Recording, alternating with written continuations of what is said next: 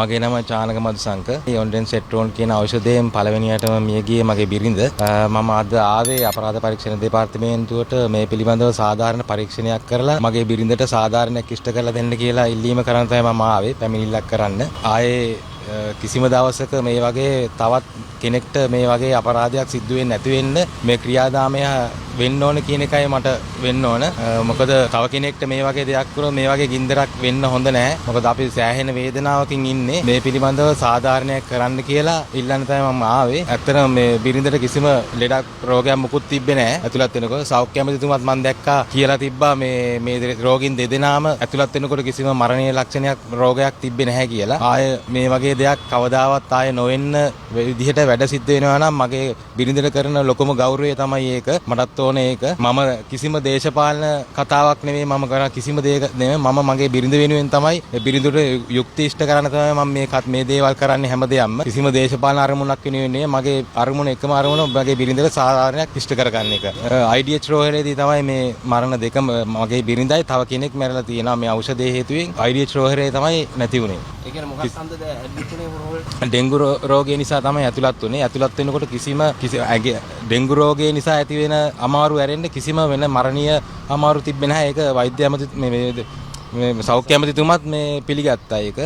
මම දැක්කා ඒක කියලා තියෙනවා. ඉතින් මම ඉල්ලන්නේ ඒක නම් ඉතින් මේ බෙහෙතම තමයි මේකට හේතුව වෙන්න ඕනේ කියලායි මම හිතන්නේ. මම ජෝතිෂවේදී සිවිල් ක්‍රියාකාරික අචල දිවාක. මෙතන තියෙන ප්‍රශ්නේ එකමයි මේ බෙහෙත ගෙනත් තියෙන්නේ ඉන්දියාවේ. ආණ්ඩුව ඉන්දියාව සමග ගිවිසුමක් ගැහුවා. ඒ ගිවිසුම ආණ්ඩුව එළියට දාන්නේ නැහැ. ඒ ගිවිසුමේ කාණ්ඩ 7ක් තියෙනවා. 7න් 2ක් තියෙන්නේ සෞඛ්‍ය සම්බන්ධ ප්‍රශ්නයක්. එතකොට ඒ ගිවිසුමෙන් තියෙන බව අපි දැනගන්නවා. මේ රටේ මිනිස්සු දැනගන්නට ඕනේ. ඉන්දියාවේ රසායනාගාරවල ඒ බෙහෙත සම්මත නම් ලංකාවට ඕන කෙනෙකුට ඒක ගෙන්නන්න පුළුවන්. ඒක තමයි ඒ ගිවිසුමේ තියෙන්නේ. ඒ කියන්නේ ඉන්දියාව තුල ඒක සාර්ථක නම් මෙහි පරීක්ෂණාගාරවල ඒක පවත්වන්නේ නැහැ. ඒ ලංකාවට මේ බෙහෙත ගේනවා. ගෙනල්ලා මේ මරණය සිද්ධ වෙනවා. දැන් මේ අතුරුගිරියේ මෙයාගේ නෝනාගේ මරණය සිද්ධ වුණාට පස්සේ තමයි අර මතුගම තරුණියගේ මරණය සිද්ධ වුණේ. එතකොට මේ බෙහෙත ගහලා මෙයාගේ නෝනා නැතුණාට පස්සේ තමයි අතුරුගිරියේ මේ මතුගම කෙනාට මේ ප්‍රශ්නේ මුණ පෑවේ. එතකොට අද මම දැක්කා අනුරාධපුරේ මේ වගේ බෙහෙත් තියෙනවා. එතකොට ආණ්ඩුවට තිබුණ යුතුයකමක් මෙහෙම මරණයක් වුණාට පස්සේ යුතුයකමක් තිබ්බා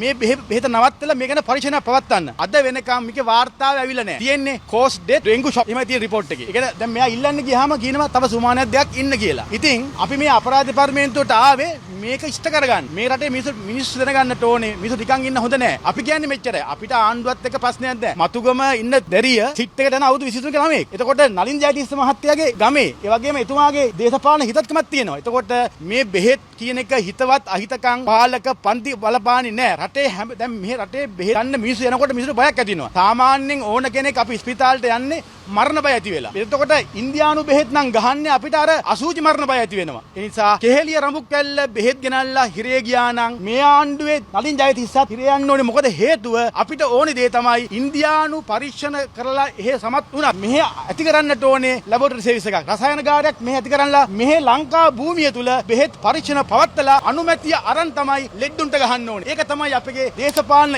ඉල්ලීම. ඒ නිසා ඒ ක්‍රියාමාර්ගයේ ආණ්ඩුව නොගත්තොත් ලක්ෂ සංඛ්‍යාත මිනිස්සු මේ ලෙඩ වුණොත් ආණ්ඩුව මේක වක්කීම බාර ගන්න ඕනේ. මොකද හේතුව මේගොල්ලෝ කිව්වේ සුදක්සේම අපි යහපත් පාලනයක් නිර්මාණය කරනවා කියලා. ඒ නිසා ආණ්ඩුව දැනගන්නට ඕනේ මෙහි යම්කිසි රසායනාගාරවල පරීක්ෂණ පවත්තලා ඒ බෙහෙත් ප්‍රමිතිය හොඳ නම් තමයි ලෙඩ්ඩුන්ට ගහන්න අනුමැතිය ආණ්ඩුව කැබිනට් ක්‍රියාමාර්ගයක් ගන්න ඕනේ කියලා මේ අවස්ථාවේ මම ඉල්ලා සිටිනවා. බොහොම ස්තුතියි.